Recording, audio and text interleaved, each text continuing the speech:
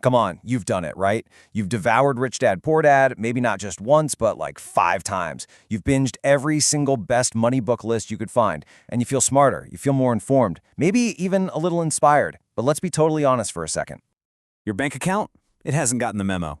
The shocking truth is that all that reading, all that consumption of financial wisdom, it might be the very thing that's keeping you stuck. So if you feel like you're just spinning your wheels in this endless loop of learning but never earning, this is for you. Okay, let's get into it. What is actually going on here? It's not that the books are bad, not at all. It's that you've fallen into this really subtle but pretty deadly trap.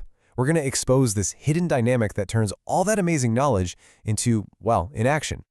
You've become what we call a knowledge hoarder. You're mistaking the activity of learning for the accomplishment of building. See, reading books, watching tutorials, listening to podcasts, they give you this temporary high, this warm, fuzzy feeling that you're making progress, but it's phantom progress. It feels like you're being busy, but you're not actually building anything real. Now, what's really interesting here is how this slide just breaks that whole idea down. We're looking at the difference between what the author Cal Newport calls shallow work and deep work. Shallow work, that's all the consuming stuff, reading, watching, listening. It makes you feel informed. But deep work, that's about creating, building a product, sending a pitch, learning a skill you can actually get paid for. This is where wealth is generated. And this just perfectly illustrates the 80-20 trap so many of us fall right into.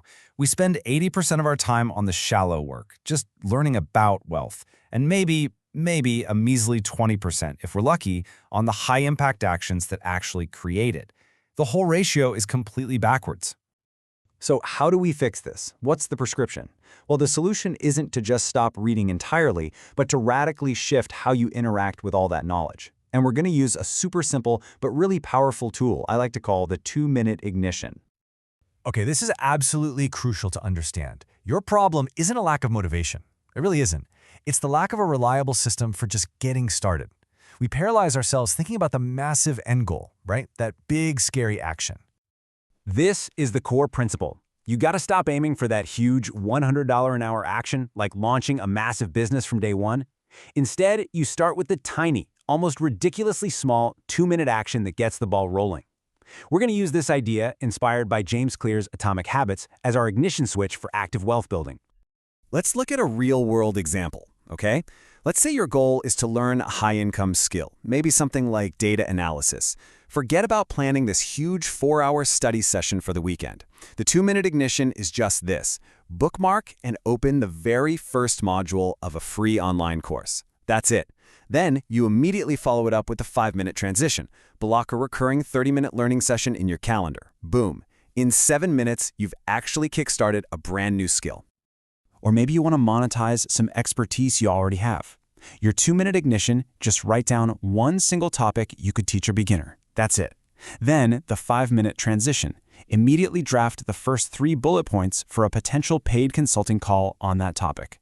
The principle here is so simple. Stop reading about it and just do the very first, tiniest possible step. So all of this leads to a simple, repeatable framework to break this cycle for good, to shift from being a passive consumer to an active, wealth-creating machine.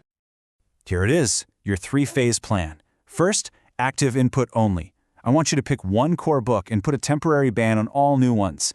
That time you used to spend reading, that is now your implementation time. Second, habit stack your way to income. Make that 2-minute ignition an unbreakable daily ritual. And third, and this is a big one, track your actions, not your results. Focus on what you can actually control. If you want undeniable, cold, hard proof of where the problem is, look no further than your own calendar. Do an honest audit of where your time actually goes. How many hours did you spend this week consuming financial content versus how many minutes or even seconds you spent actively building something? For most people, that number is, well, it's shockingly unbalanced. And what that means is you need to stop obsessing over what we call lag measures, things like your bank balance, which only reflect your past results. You can't change them. Instead, you need to focus entirely on lead measures, the actions that you can control today. Did you spend 30 minutes on deep work? Did you send that one pitch? That becomes your new measure of success because those are the tiny actions that produce the future results you want. Look, you have the map, all that knowledge you've collected is incredibly valuable, but a map is totally useless if all you ever do is stare at it. It is time to stop studying the map and finally start walking. So I'm going to leave you with this one final question. Don't think about next week or next month. Think about right now, today. Which 2-minute ignition step will you take? It's time to stop being a knowledge hoarder and start being a wealth builder.